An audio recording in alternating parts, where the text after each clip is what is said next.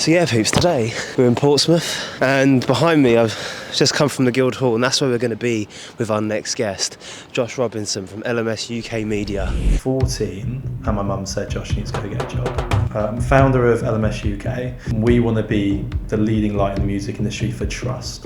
We don't want to be the biggest, but we do want to be the best. Is this always the vision? It was always the aim to run a music business. I hated authority. I just went and knocked on doors. What can you do for me? Well, we'll give you free office space. We've got these grants, we've got this. It's relentless and it is on your shoulders. It's not other people's responsibilities. I don't care as much as you care. I look at what they do on stage and I'm not that talented. I'm not that creative, and I find it really impressive. And I think that's why I love working with musicians day to day. We were one of the only music businesses in COVID to probably triple in size. That's when it changed.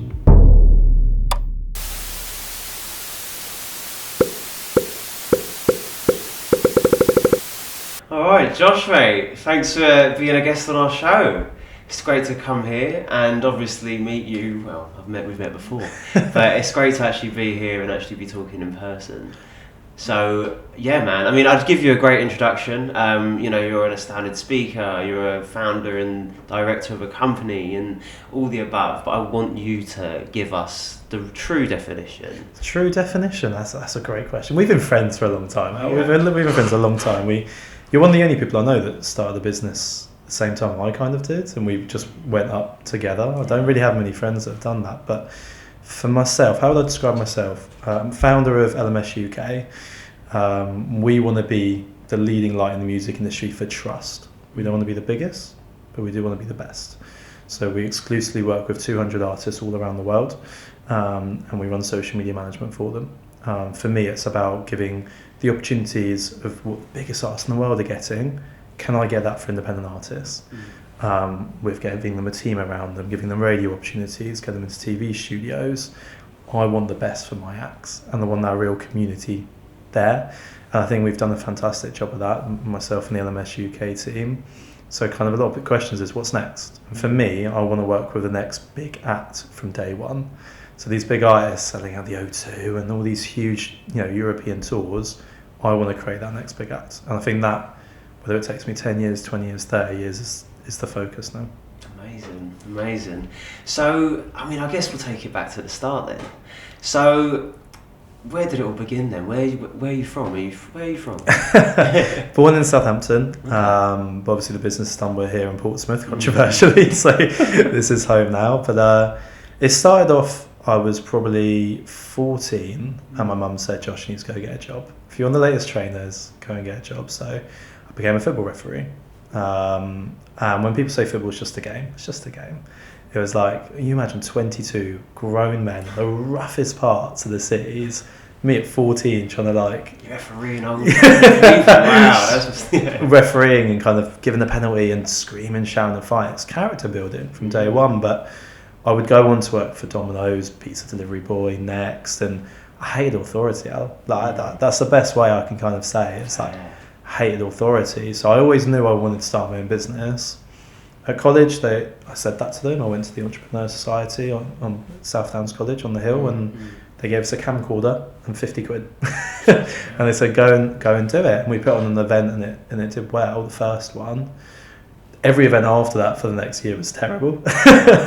There's more people on stage than in the audience. But you get those comments from close friends and family like, oh, you'll be good, but do something else. And if anything, that just made me even more like, no, I want to do this. And local music scene started out just interviewing artists, getting content for them. My team loved it because we got free tickets to gigs and festivals. But we tried to do everything in those early days. We tried to be a record label, media, social media events. And when you try and be good at 10 things, you're pretty average normally. You kind of weigh yourself thin, eh? So we went, let's be outstanding at one thing. Okay. What is that? Social media management. Okay.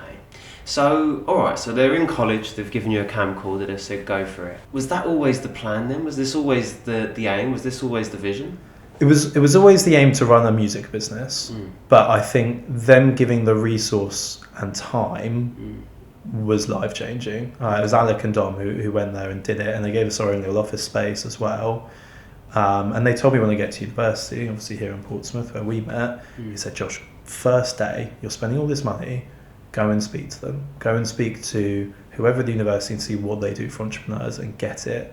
And that's exactly what I did. Just went and knocked on doors. What can you do for me? I will give you free office space. We've got these grants. We've got this. And I'm not an academic person. I failed my A levels. Did a BTEC business. So going to university, I was a bit unsure at the time.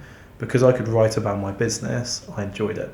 Fair. And when you enjoy it, I think that I did well. I got first because I got to write about my business. If I didn't have that, I don't think I would have got that. That's interesting.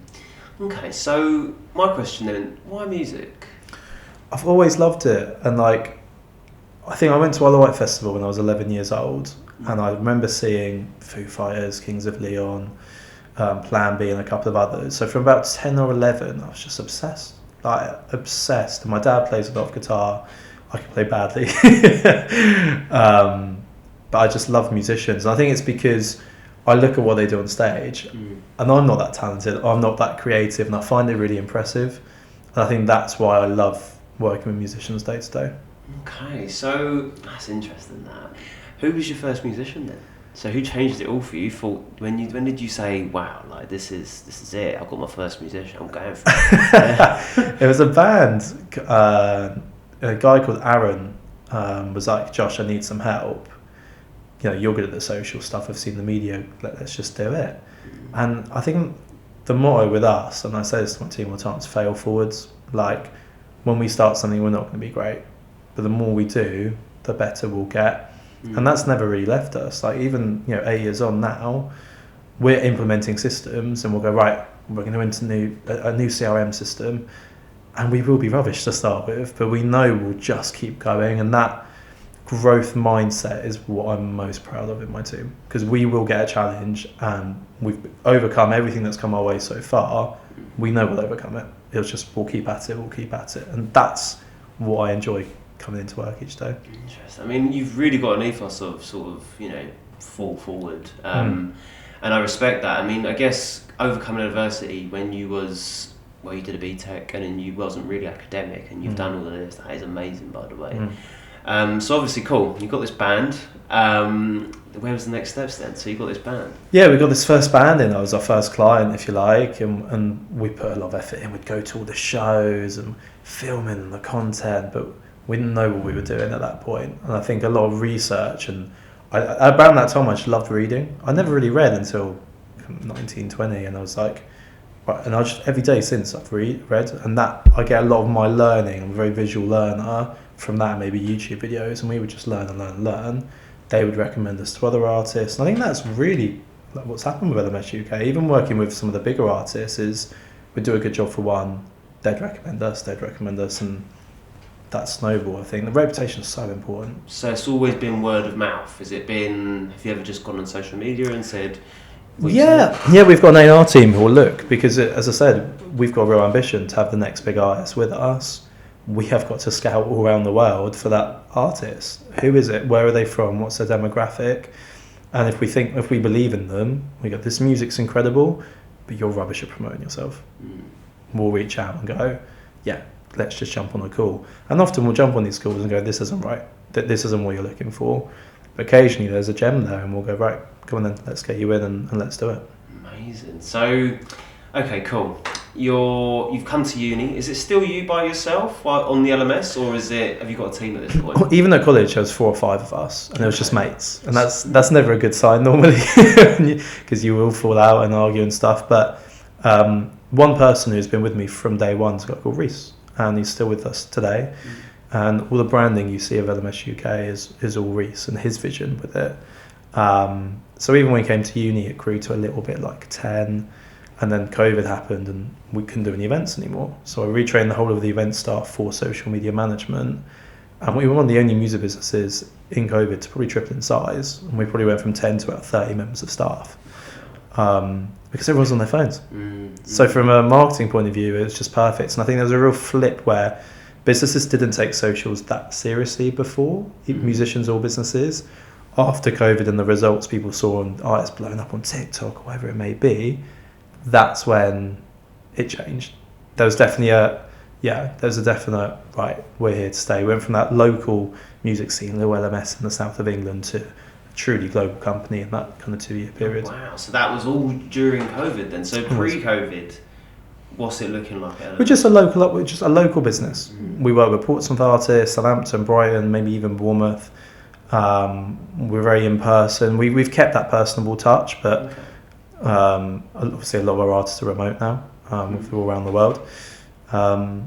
And yeah, we were just doing small little events. Like we weren't doing these big 2,500 caps that people see on our socials now. We were doing like 200 cap, and we were learning our craft then. I mean, okay, so where was the first venue you had? Because I see you doing massive venues now, and I'm like, so cool. When was the first venue you had? First venue was Drift in Portsmouth. Yeah. And that was the first event we did from college. When they gave us the £50, it went to booking that venue. A guy called Will Champ, who's amazing. Like absolutely massive thanks to him, because he took the risk with us. He knew we were new, gave us loads of advice and tips, and yeah, it's important to have those people along the way, I think. So Drift, and then did you just start darting about in different? Yeah, and they were rubbish. They were just bad. They were terrible. I remember we did one in the church, and I was like, "This is going to be incredible. We're going to do this band gig in the church," and no one turned up, and I was like, "Okay, wrong demographic." I didn't know, but we again failed forward. Honestly, for a year, mate, I genuinely think all those events were terrible, but we got better and we got better. I mean, how did it feel then? You said you failed. You said you didn't get any people in there. How did that feel? So you put all this work in. I'm guessing there's loads that goes into it. They have the event. What do you tell the artist? What do you do in that situation? It's a horrible feeling, mate. Like it's like a sink. I don't know. Like the worst one I can only describe is we put all our pennies together and we booked Charlie Sloth for Tiger back then it was called, and I was like, he's a big name. He just left BBC Radio 1 going to Apple Music. I mean, he was in every kind of BBC News press bit you can imagine. And we booked him, and honestly, barely anyone showed up. We were just throwing people in for free, just to fill it up a little bit. I remember, mate, just crying, just genuinely just crying, like how embarrassing, what waste. It was a really bad time, but I think again, LMSUK fell forwards. The next day we went to Wagamama's in Whiteley. I don't think I can ever go back now. And me and the team sat there and we made a list of 12 things we did wrong. And we still use our list today. And we'll go through and go, dun, dun, dun. Because if we've done these 12 things, it should be successful. And then, see, we've gone on to do the Tion Waynes and these big artists. But without failing at that, none of the rest would have happened. So as difficult it was at the time, the only way I can describe it felt like humiliation. I get all your friends and family, like a lot are in the room or have seen it. It was a bit like. I mean, who would you say then? So you started this at what age, by the way? Because I feel we have to put a light on that. Yeah, I would have been 17, 18. That's amazing. Yeah. And you've been running it for 8 years. Yeah. Crazy scene. So that's amazing. Honestly, applause there. So obviously, you was that young. You've experienced these sort of big things that adults, they would say, experience, right? Who do you fall back on? Who's been your support system? My mum, and I've got some amazing mentors, probably Liam the most. He's a director at Highfields. Liam's been incredible from a business point of view, because as an entrepreneur, you're always doubting yourself. Like, you can come across the most confident person, is this right, is this good enough? That doubt creeps in. Liam was very good at going, I've been there, I've done that, you're going to be fine, just breathe. This is what I think you should do, 1, 2, 3. Because once I've got those objectives there, everything else irrelevant. I'm so focused, and Liam was brilliant at that. My mum is an accountant, right? So every entrepreneur's got fair advantages and unfair advantages. So fair advantages, I work 6 days a week. I work Sundays. I know my competition can't keep up with me. Unfair advantage, my mum's an accountant. So the accounts, I've always had that support there. But my mum's been she knows I need to be pushed. So I never get, let's say, Tion, 2,500, done extremely well. I didn't get a well done for that. It'll be, also when you're booking him next. Okay. But I think I'm the type of person that needs that to maintain the level that we're at. That you're at? Yeah. That's really interesting, isn't it? I mean, okay, cool. So you've had these failures, you've come back, you've always failed forward. Respect, by the way. So, I mean, we're right now in the Guildhall. I mean, how did this come about? Yeah, so I just left university, and they had an office space here, and it was a really good, value for money. And they've just been amazing. Like the whole team, from very top all the way down, have just really taken care of us. And I think that's, again, relationships, and it's important. And on Christmas, we will get them some Christmas treats, and just doing those little bits. Like when I leave in the evening, oh, hi, how are you? How's your day? It does make a difference, and actually caring about people, because you care about them, you look after them. Then when you need it, they've got your back. I remember once they were doing these. They got this huge screen in the main room. And I was like, I'd love to do an advert in front of that. Do you reckon they'd let us use it for 10 minutes? Because you've built these relationships over time. Oh, go on, Josh. Go on, then you go. It's those little things, but they mean the world. They do mean the world, and we're very fortunate. It's the people that make this place. The space is incredible. I love their future plans. They've got the basement, free space for young people to chat, to go to some gigs, practice full band rehearsal, DJs for free. That's amazing. But it's the people that make Guildhall, I think. Okay, so cool. You've left uni. How long ago did you leave uni then? I would have been. I did 4 years, and obviously I failed my A levels, so an extra year. Actually, so I did 3, 19, 23. 23. Okay, so literally, so you've left there at 23. What year are we talking here? So 3 years ago. 3 years ago. Yeah. Wow. So you've left uni. What was LMS looking like then when you'd left uni? From when you started, let's say that, to there. At university, it was messy. So as an entrepreneur, your attitude is wrong, but it's no one can do it as good as I can. I want to do everything. HR, blah, blah, blah. And I think you mature and you understand that actually getting people in the right seats, they can do a job a lot better than you can. Know your place a little bit. And that was what I would describe university like. I was still doing everything. I didn't trust other people. I'd work all hours of the day to make it successful. It was we weren't really paying ourselves very much, at all. But it was, I want this to be a job. I want to do this full time. And again, coming back to my mentors, they were like, have 15 grand in there. If you want to leave uni and you don't want to go to a job and you want to run your business, have 15,000 in there. If you don't make any money for 3 months, at least you can pay you and your staff, even if it's a little bit. And that was really good. So the Monday after I finished uni, I'm in the spare room in my house. No one's telling me what to do. No one's telling me what to work on. There's a sense of a little bit of pride there, but also a sense of it's time. So you sit in your spare room. No one's telling you what to do. Precious moments.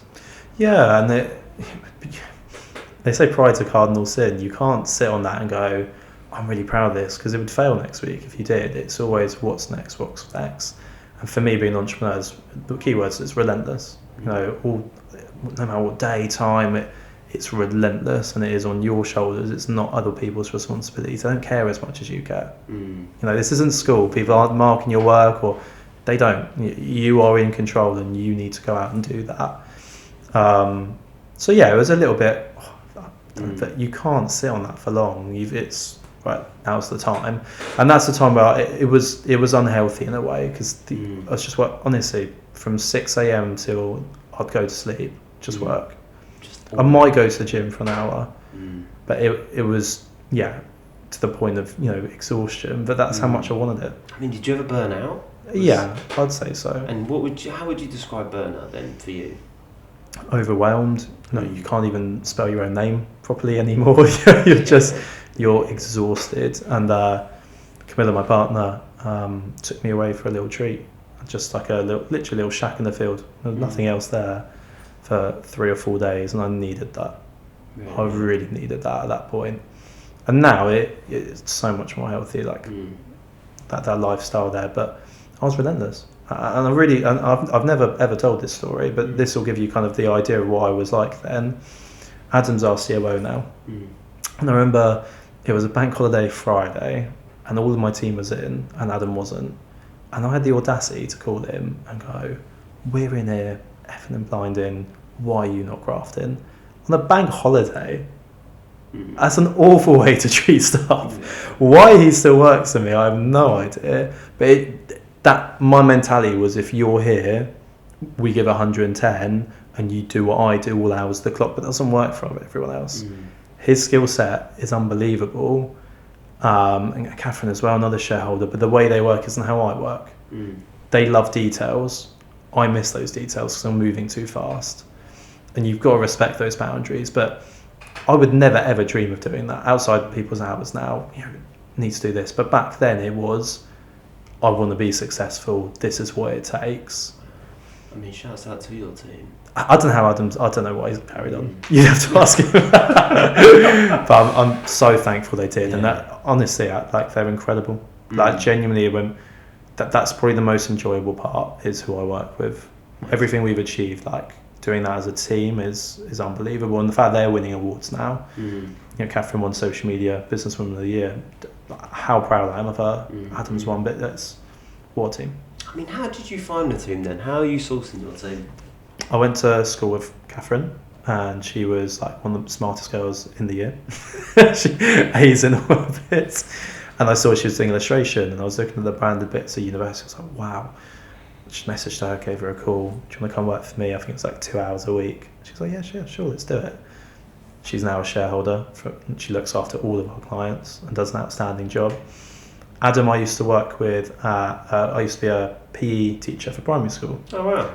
Loved the job, genuinely, really enjoyed that job. And Adam used to work with me, and on his first day, he came with me, and we were in a quite difficult school, and we'd run sessions together. But we cover each other's weaknesses, and we always have done. Even then, taking Adam into social media management is something he's never done before. So he learned from the ground upwards, and I'd say easily now he's a lot better than I am. But he's just got such an appetite to learn.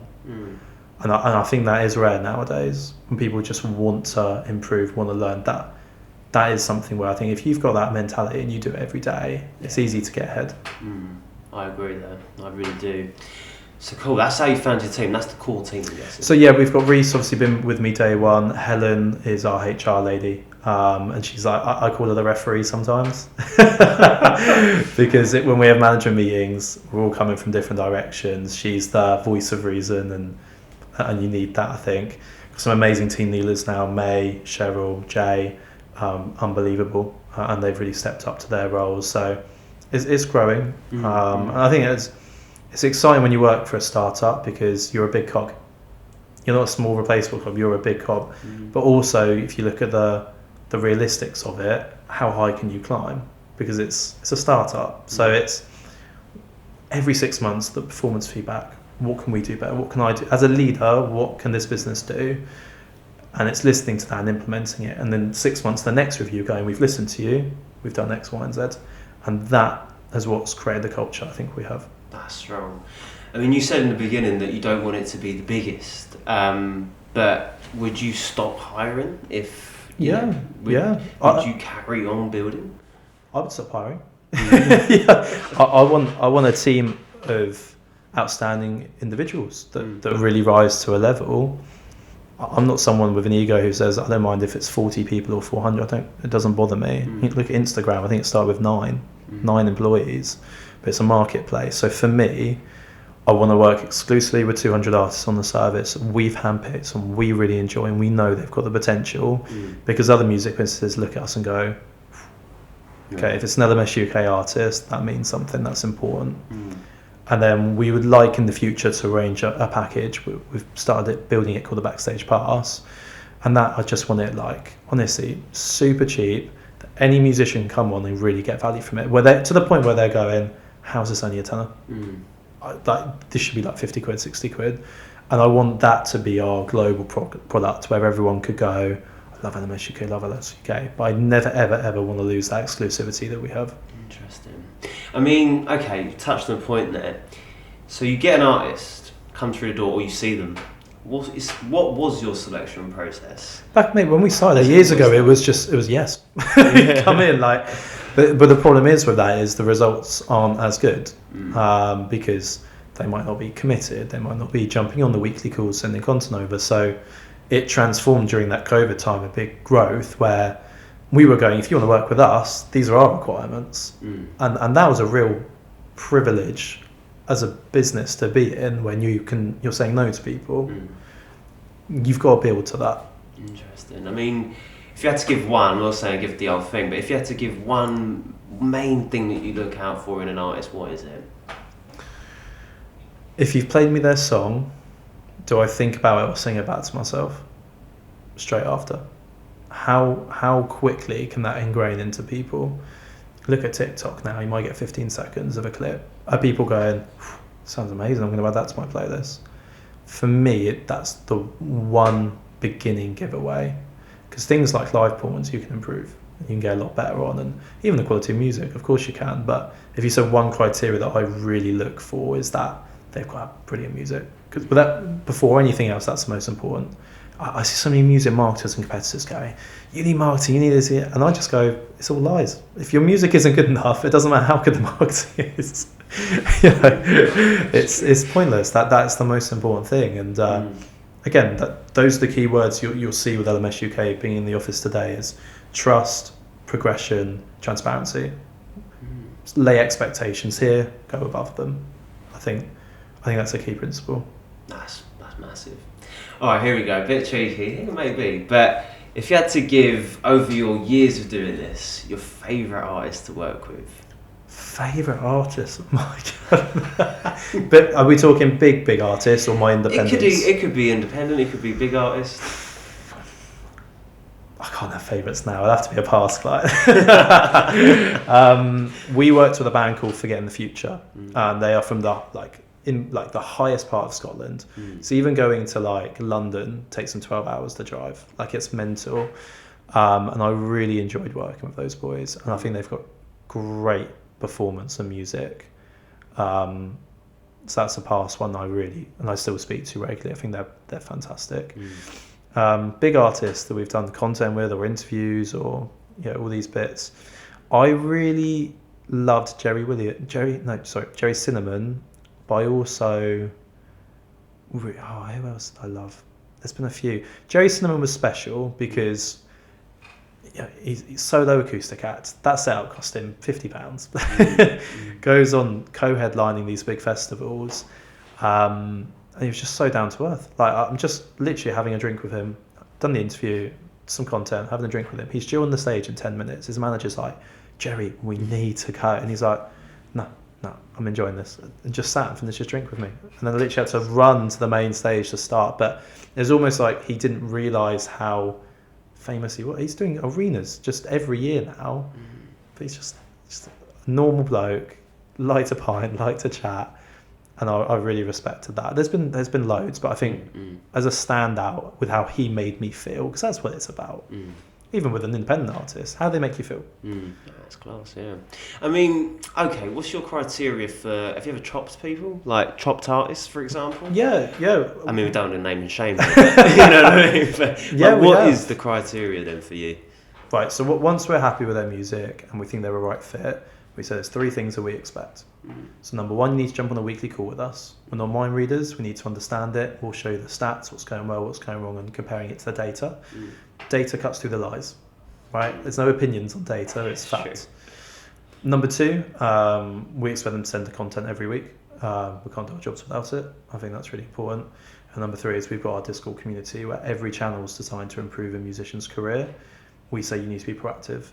I'm not saying you need to spend 3 hours constantly on that, but every week check in and see if there's a radio or a festival that you should be applying for, because there's a real hub for that and there's so much value in it, and I really make a statement piece. So if an artist isn't doing those 3 things, we'll give them a warning, we won't jump on the call. But if it's not working, it's not worth our time, we'll be ruthless and we'll say we'll cut. But coming back to that expectations, they've been told that 2 or 3 times before they even start with us, because it's important they know. So it's not them kicking off going, oh, you're cutting me. It's, okay, I haven't risen up, you've said it out here, fair enough. Oh gosh, yeah, fair enough. I mean, okay, that's really interesting, that. So, okay, we've got this startup, we've got 8 years in the making now, crazy. You said your next steps, but what, for you, personal goals? What are your personal goals? Because you seem like someone who's just aiming for the moon, aiming for the stars. So I write my goals into 1, 3 and 10 years, and I have them as my phone background. So subconsciously I'm always seeing it. It's constantly there. So for my 1 year at the moment, I want to be doing weekly public talks. I'm really enjoying my talks at the moment for universities, colleges, businesses. Did the O2 in London last year, which is incredible. So I'm really enjoying that side of things. So I want to do more of that. There's some bits that are personal and will stay there, but there's someone there that we really want to create that next big artist. A big 3-year goal for me is I want that backstage pass product to be a truly global thing. So I think you go anywhere in the UK now to a music venue, people will know LMSUK, which I'm so grateful for. It's incredible, but we want that globally.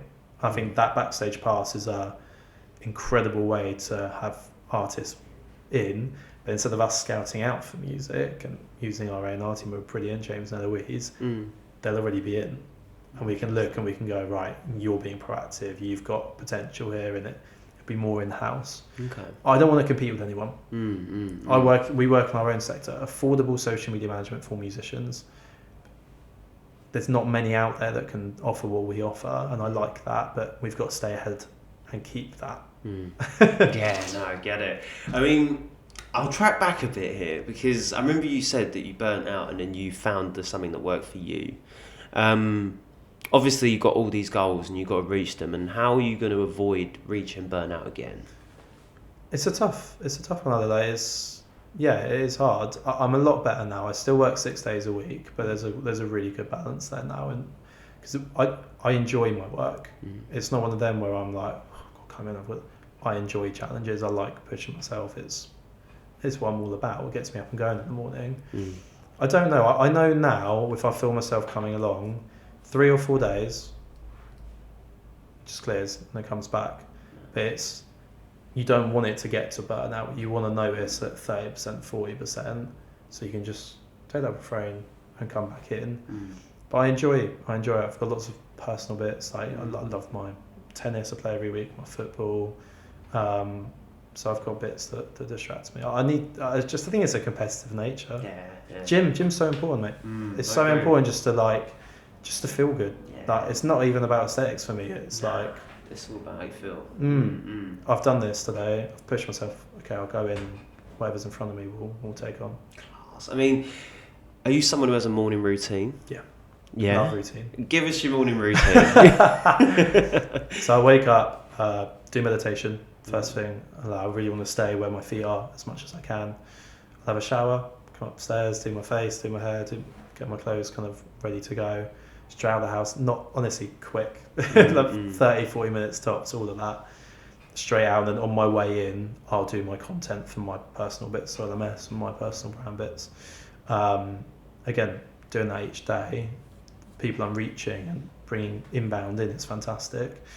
But it takes time to build up to that. And then I'm in the work, and it's seeing our team again on if I can support them and make it.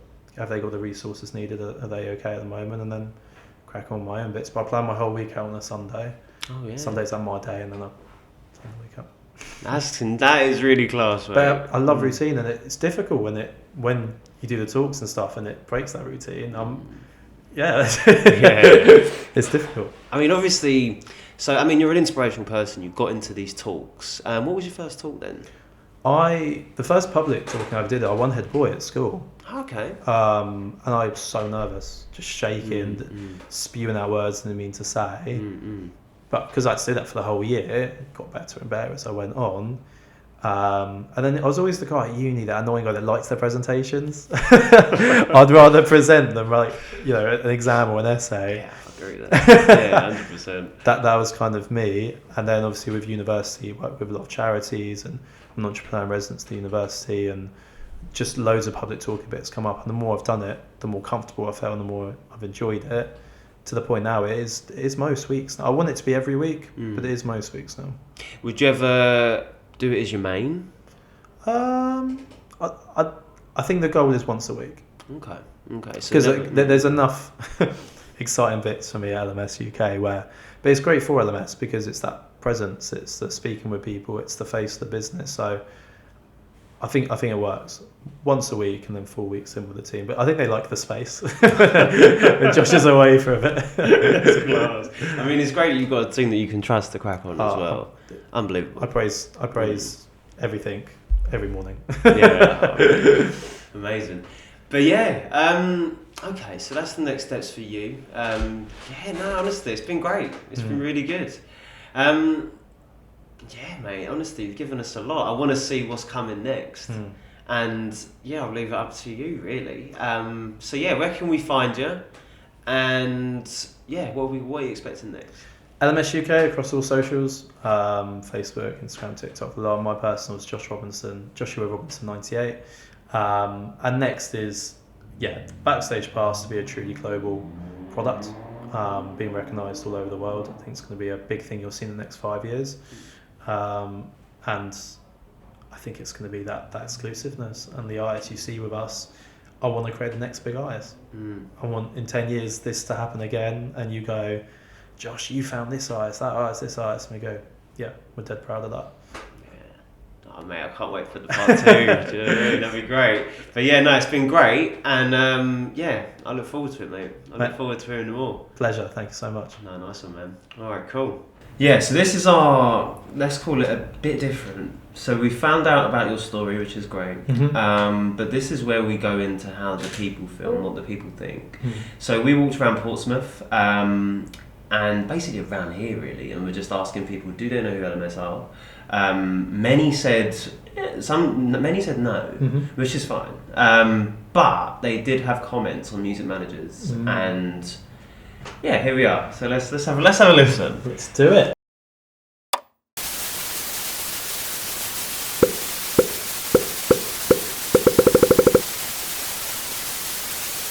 So, do you think, obviously given that artists don't get a lot of money, do you believe that managers should take above a 20% cut? Not necessarily, no. Why is that? I feel like if you're the director, then you should be the one getting most of the money, realistically. Do you know what I mean? Managers aren't doing so much, they're just the big boys. Well, actually, I don't know, because if they're running the show and they're like sorting it out, then they should get some money. Interesting. But I don't know really. Like that one. And what are your views on music managers? I don't really know. I'm a musician myself, but I don't know really. I kind of like the idea when you're independent a little bit more, so you can do what you want. And I don't really know too much about it. Yeah. I don't really think too much about it. When I just listen to music, I don't really think much about the managers. I just think about them as an artist. Because I know you kind of get like your solo artists that don't have like what's it called, like a label or anything like that, and they do everything like independently, but I don't really know what goes on in music management world really. Music managers? What's that?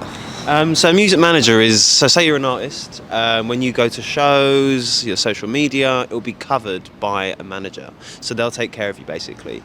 So do you think that they should be a thing, or do you think that artists should just be independent? I reckon that artists could probably benefit from something like that, to be fair, yeah. It depends where or what the music manager is doing and how they liaise with the person they're working with. Obviously, Sony Music and people like that, they can be kind of corrupt. So, well, it seems like that anyway. We'd like had lawsuits against them because their contracts are kind of like a bit OTT with what they would like them to do. So yeah, I'd like to think that people going into their own management is probably better for their careers. The decent people, to be fair, like to help big stars, like take a look at, I think it's Juice WRLD and stuff like that. Went from literally nowhere to pretty much one of the biggest rappers going. Eminem and that as well. He went from literally the slums pretty much to, well, probably the biggest rapper, well, white rapper anyway, going. So yeah, I think they're pretty good at helping where they do it. Yes, pretty smart. That's it from us, yeah. Right, so that's what we found. Let me hear your thoughts.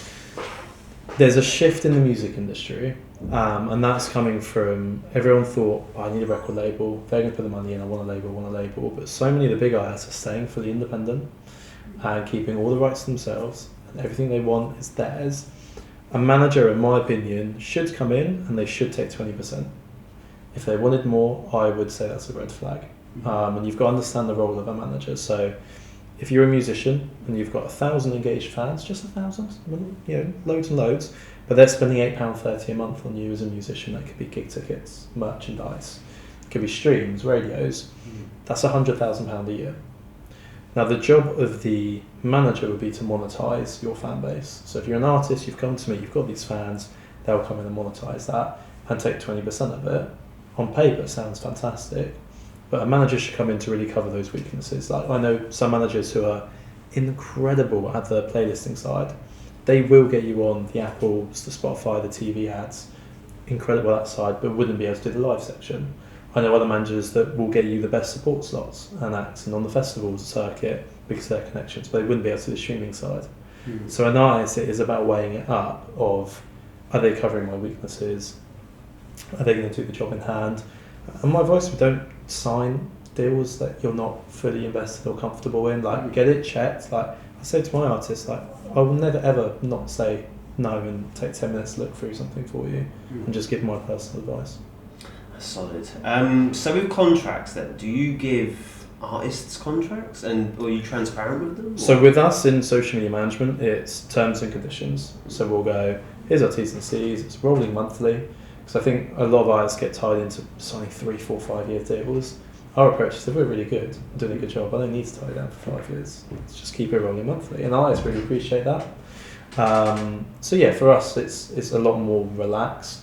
If you are signing to a booking agent, a manager, or a record label, these are big documents, and often their first offer is never their best. Okay. So what's your experience then with, I mean, you said managers, you've had some good ones. Booking agents, what's your experience with SIDS, with these members or people, if you will? Typically, a manager will become before a booking agent. Okay. And a manager, I've seen some of the best in the world. I've seen rubbish ones who don't really know what they're doing and don't care for their artists.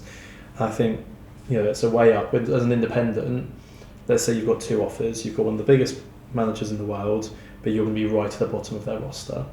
You're the least of their priorities. Or you've got someone who has a small roster but cares for all his artists equally, he or she really wants them to do well, it's quite exclusive and you're one of their better artists, they're going to put more time and effort into you, but they might not have the contacts of the big one. So that's an interesting mix there, I think. Booking agents often can be the key for artists going full-time and doing it as a career, because build the fan base, what we do, social media management, building fans, a manager will monetize that fan base, and the booking agent will get the live exposure. So I can get you for the right people online, but actually playing in front of thousands of people, support tours. If you're going to support tour around the country and you're playing 2,000 caps, when you next go back, if your performance is good, you'll be able to sell 100, 200 tickets. Okay. And it's that repeat, and that's what booking agent is really useful for, because they're the gatekeepers for that. Who's supporting this big artist? You go to the O2 and see someone. It's the booking agents that's most likely sort that support out. Maybe the managers from time to time as well. Okay. Any closing comments then on the video? Would you have any? Yeah. I'm really shocked that people understand that people want to be independent now. Obviously, I'm in the industry, so that is a thing where record labels have less power than they did 20 years ago, because of the power of social media, and maybe they're a bit slow to jump in on how powerful that could be for some of them. So you've got huge artists now who stay independent. Off the top of my head, Skepta, I believe Lizzo, there's a few huge international artists that have gone, keeping everything in-house. So they might have a manager, but it's all in-house. They're in complete control of their rights as their music. Some people are saying a record label is now just an expensive loan. They'll front the money, but the interest and the bits you're paying back to them, it's tough one. Because there's certain artists that will really benefit from it. And a label would give them the exposure they need and the money they need to then go big. So it's a case-by-case kind of thing for each artist, I think. Okay, I mean, would you recommend artists going for a label if it's going to benefit them, just off the bat? I would have 2 or 3 offers and I would play them off against each other. Okay. If I was an artist, I would work to have 2 or 3, know the one I want to go with, and go, I've also been offered this, can you match it? From my experience in the last 8 years, they're the people that have got the best deals. Artists we've worked with have really done that. Okay. Well, no, that's great, mate. Alright, so that's what's going on. Alright, so that's part 2, and man, well, thank you for coming on again. Appreciate it. So happy days. Thank you, man. No, it's been good, it's been good. Alright.